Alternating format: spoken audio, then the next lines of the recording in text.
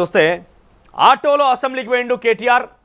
దీంతో పాటుగా ఫార్ములా ఈ రేస్ సంబంధించిన అంశంలో ఈరోజు ఇటు కేటీఆర్తో పాటుగా మరొక ఇద్దరు ఐఏఎస్ అధికారులపైన కూడా ఈరోజు ఏసీబీ కేసులు పెట్టబోతున్నదట. ఏసీబీ కేసులు పెట్టి వారికి నోటీసులు సర్వ్ చేయబోతున్నదట. సో ఈరోజు ఏసీబీ కేసు కాబోతున్నది కేటీఆర్ మీద. పక్కా విశ్వసనీయ సమాచారం మేరకు చెప్తున్నాం. సో ఆటోలో అసెంబ్లీకి పోయిన కేటీఆర్. సో కింద ఇంకో మంచి ముచ్చట ఉంది, మీకు చూపిస్తాను నేను. అది ఇగో ఆటోల అసెంబ్లీకి కేటీఆర్ ఆటో డ్రైవర్లకు ఇచ్చిన హామీలను ప్రభుత్వం వెంటనే నెరవేర్చాలంటూ బీఆర్ఎస్ కార్యనిర్వాహక అధ్యక్షుడు మాజీ మంత్రి కేటీఆర్ డిమాండ్ చేశారు. స్వయంగా ఆటో నడుపుతూ అసెంబ్లీకి చేరుకున్నారు. ఎమ్మెల్యేలను ఎక్కించుకొని కేటీఆర్తో ఆటో నడుపుతూ వీడియో ప్రస్తుతం సోషల్ మీడియాలో వైరల్గా మారింది. కేటీఆర్తో పాటు బీఆర్ఎస్ ఎమ్మెల్యేలు ఎమ్మెల్సీలు అందరూ కాకి చొక్కాలు వేసుకొని చేతిలో ప్లకార్డు ప్రదర్శిస్తూ అసెంబ్లీ ఆవరణలోకి వెళ్లి ఆందోళన చేశారు. అనంతరం కేటీఆర్ మీడియాతో మాట్లాడుతూ ఎన్నికల హామీలను కాంగ్రెస్ పార్టీ నిలబెట్టుకోవాలని ఆటో డ్రైవర్లకు అండగా ఉండాలని డిమాండ్ చేశారు. కాంగ్రెస్ ప్రభుత్వంలో ఏడాదిలో 93 మంది ఆటో డ్రైవర్లు ఆత్మహత్యకు పాల్పడ్డారని, ఆత్మహత్యలకు ప్రభుత్వమే బాధ్యత వహించాలని అన్నారు. ఆటో డ్రైవర్లకు బీఆర్ఎస్ పార్టీ అండగా ఉంటుందని, వారికి న్యాయం జరిగే వరకు పోరాడతామని కేటీఆర్ స్పష్టం చేశారు. సో వాళ్ళకు అవసరం ఉన్నప్పుడు అన్నీ గుర్తుకొస్తాయి. తెలంగాణ తల్లి గుర్తుకొస్తుంది, తెలంగాణ రైతులు గుర్తుకొస్తారు, తెలంగాణ దళితులు గుర్తుకొస్తారు, తెలంగాణ బీసీలు గుర్తుకొస్తారు. కానీ వాళ్ళు మళ్ళీ అధికారంకి వచ్చిన తర్వాత ఎవరిని కనీసం కన్ను బట్టి వాళ్ళ కళ్ళతో కాదు కదా, కనీసం వాళ్ళు ఎట్లా కనీసం పట్టించుకోరు. నేను బూతులు మాట్లాడదలుచుకోలేదు, కానీ కనీసం దేకరు ఎవరిని. దీనికి కిందే మనం చూద్దాం. ఆటో వాళ్ళ డ్రెస్ తొడిగితే ఎవరది జూకంటి జగన్నాథం అని ఒక మంచి మాట రాసుకొచ్చిండు ఆయన. నల్ల దుస్తులు వేసినంత నిరసన తెలిపినట్టు కాదు, బేడీలు వేసుకుంటే మాత్రం జగతిని పెద్ద కిలాడైపోడు. ఆటో వాళ్ళ డ్రెస్ తొడిగితే వారి బతుకైపోదు పొంతన. రాజకీయాల్లో కుటుంబ పాలన కాదంటే క్యాపిటలిస్ట్ల ఆలన. ఇదిగో కుటుంబ పాలన ఎవరిది? కుటుంబ పాలన ఎవరిది? అయ్యా, కొడుకు, బిడ్డ, అల్లుడు, సడ్డకుని కొడుకు, మొత్తం వాళ్ళంతా కలిసి కుటుంబ పాలన వ్యవహరించింది ఎవరు గత 10 ఏళ్లలో? వీళ్ళకి అవసరం వచ్చినప్పుడే వస్తాయి.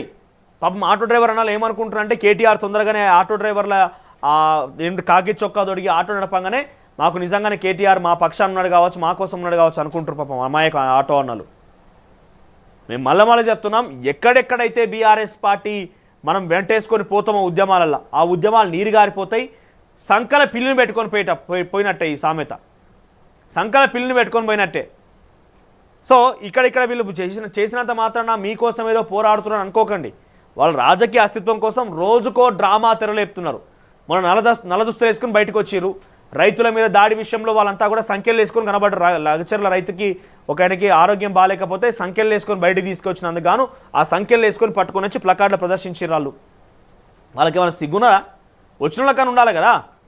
మరి పోయిన ప్రభుత్వంలో ఖమ్మం జిల్లాలో మీరు సంఖ్యలు వేసింది ఏంటిది? మల్లనసాగర్ రైతుల మీద దాడి చేసి కొట్టించింది ఏంటిది? కాళేశ్వరం ప్రాజెక్టులో భూములు ఇవ్వకపోతే 3rd డిగ్రీలు ప్రయోగించింది ఏంటిది? కాళేశ్వరం భూ స్కామ్ ఏంటిది? 111 జీవోలు ఎంతమంది రైతులు నాగం పట్టించి మీరు భూములు మీ పేరు మీకు మార్చుకోలేదు? జీవో నెంబర్ 59 ఆధారితంగా ఎంతమంది రైతులు నాగం పట్టించి మీ పేరు మీకు భూములు మార్చుకోలేదు? నేరెళ్ళ బాధితులు ఏ రకంగా దాడి చేయలేదు? మీరా మాట్లాడేది? 10 ఏళ్ళలో మీరు గురించి చెప్పుకుంటూ పోతే పెద్ద పుస్తకం రాయొచ్చు. అన్నీ చేసినటువంటి ఆమె తీసుకొచ్చి నేను మొత్తం ఏమంటారు, ఇదో సామెత ఉంటుంది ఏంటిది, పతివ్రత పరమాన్నం అనితే తెల్లారదాకా చల్లారలేదంట. అట్లున్నది. ఇక వీళ్ళు అన్నటువంటి ఆ పరమాన్నం ఎట్లున్నది అంటే తెల్లారదాకా చల్లారతలేదు వీళ్ళు అన్నింది. మీరు నిజంగా ఒకసారి తెలంగాణ సమాజం ఆలోచన చేయండి. గత 10 ఏళ్లలో వీరు చేసినటువంటి నిర్వాహకం ఎట్లా మొత్తం చూస్తూనే ఉన్నారు కదా. అటువంటి నిర్వాహకం చేసిన వాళ్ళంతా కూడా ఈరోజు మేము సత్యపూసలము, మేము సత్యహరిచంద్రకి సంబంధించి ఆ కుటుంబం నుంచి వచ్చిన వాళ్ళము అని అంటే నమ్ముతారు తెలంగాణ సమాజము.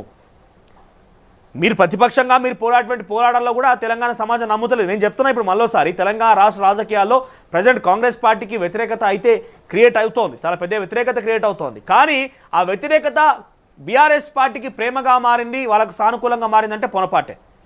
ప్రజలు తటస్థంగా ఉంటున్నారు. అరే వాడు వేయండి, వాడిగంతే, వీడొచ్చింది వీడిగంతే అనుకుంటారు, తటస్థంగా ఉంటున్నారు. కానీ అది మీకు పాజిటివ్గా మారుతుందని చెప్పి మీరు అనేక డ్రామాలు చేస్తే పొరపాటే. ఇక ఈ డ్రామాలను కవర్ చేసేందుకు కేటీఆర్ ఏం చేస్తున్నారంటే, గతంలో మీకు చాలా క్లియర్గా తెలుసు, తెలంగాణ కాంగ్రెస్ పార్టీ నాయకులు కూడా ఇది యాక్సెప్ట్ చేయాల్సిందే. తెలంగాణ కాంగ్రెస్ పార్టీ నాయకుడు యాక్సెప్ట్ చేయాల్సిందే. మీకు మెయిన్ స్ట్రీమ్ మీడియా ఎక్కడ కూడా మీ వార్తలు ప్రచురణ లేనప్పుడు, తెలంగాణ రాష్ట్ర సమస్యలు లేవనెత్తనప్పుడు జర్నలిస్టులుగా మేము అనేక విషయాలపైన మాట్లాడి, ఇదే యూట్యూబ్ ఛానల్ జర్నలిస్టులే తెలంగాణ సమాజాన్ని అవగాహన కల్పించి తెలంగాణ సమాజాన్ని కొంత మేల్కొల్పు గురి చేసి మేల్కొల్పి ఇటువంటి విషయాలపైన అన్ని విషయాలను వాళ్ళకి తేల్చేసి ధరణి, దళిత బంధు, బీసీ బంధు, దొంగ స్కాములు ఇవన్నీ భూ కబ్జాలు అన్నీ కూడా బట్టబయలు చేసినాం కాబట్టి కేసీఆర్ రోజు ఆ పీఠ నుంచి బయదొలిగిండు. సో ఇప్పుడు అదే సోషల్ మీడియాను ఉపయోగించి కాంగ్రెస్ పార్టీ మీద ఎక్కువ పెట్టేందుకు కొన్ని వందల ఛానల్స్ రెడీ చేసి పెట్టుకున్నట్టు కేటీఆర్. కొన్ని వందల ఛానల్స్ ఇంకా సరిపోతాయి ఆయనకి. ఒక 500 ఛానల్స్ టార్గెట్గా పెట్టుకున్నాడంట గత ఈ 5 ఏళ్లలో. ఈ 5 ఏళ్లలో 500 ఛానల్స్ టార్గెట్గా పెట్టుకొని మీరు గమనిస్తే ఆ ఛానల్స్లో ఏముంటాయి? ఒకటి కాంగ్రెస్ వ్యతిరేక వార్తలు, కాంగ్రెస్ పార్టీ ప్రభుత్వానికి సంబంధించి కంప్లీట్ యాంటీ, లేదు కాదు కూడదు అనుకుంటే కేటీఆర్ భజన. కేటీఆర్ భజన ఎందుకంటే ఆయన టార్గెట్. నేను చెప్పిన ఇక్కడ ఏమంటున్నారు ఇందాక ఇలా చూసిన ఏమున్నాయి, ఇగో భూభారతిపై కేసీఆర్ స్పందిస్తారంటే సంగతి లేదని. ఈయన ఏం చేస్తున్నారంటే మొత్తం కేటీఆర్ బయటికి రాకుండా బెడమేసి బయటకు వచ్చిందట. నాయన నువ్వు ఇంట్లోనే ఉండిగా ఎప్పుడో ఒకసారి అవసరం వచ్చిన రోజు మొత్తం పార్టీ డమాల్ అవుతున్న రోజు ఒక్కసారి బయటకు వచ్చి చేయకపోదు కానీ నేను ఇక ముఖ్యమంత్రి కావాల్సిందే. ఎన్ని రోజులు నువ్వు అవుతావు? ఇంకా వైఎస్ జగన్మోహన్ రెడ్డి వాళ్ళ తండ్రి మరణం తర్వాత బయటకు వచ్చిండు. ఎట్లొచ్చిన ఆయన పోరాటాలు చేసే వచ్చిండు, పాదయాత్రలు చేసిండు, అనేక రకాలుగా ఇబ్బంది పడ్డాడు, అన్ని రకాలుగా ప్రజల నుంచి వెళ్ళిండు కాబట్టి ప్రజలు ఆయన యాక్సెప్ట్ చేసి ముఖ్యమంత్రి చేసిర్రు. ఇప్పుడు నేను గట్లనే నేను పోరాడతా, నువ్వు రాఖీగా బయటికి నువ్వు ఇంట్లోనే ఉండి రెస్ట్ తీసుకో అని చెప్పి బయటకు వచ్చి పోరాడుతున్నట్టు. ఇది నేను చెప్తున్న మాట కాదు, బీఆర్ఎస్ పార్టీ సీనియర్ నాయకుల్లో జరుగుతున్న చర్చ ఇది. లేకపోతే కేసీఆర్ సైలెంట్గా ఇంట్లో కూర్చునేది గిన్ని జరుగుతుంటే. ఆయనకు తెలంగాణ విషయంలో తెలంగాణకు సంబంధించిన సమాజంలో ఇన్ని అవినీతి చేసిన ఇన్ని అక్రమాలకు పాల్పడ్డా కూడా ఎంతో కొంత మాట్లాడాలని ఒక ప్రేమ ఒక ఏదో ఒకటి ఉంటుంది కదా ఆయనకి, మాట్లాడాలని ఒక అవకాశం ఇవ్వాలి కదా.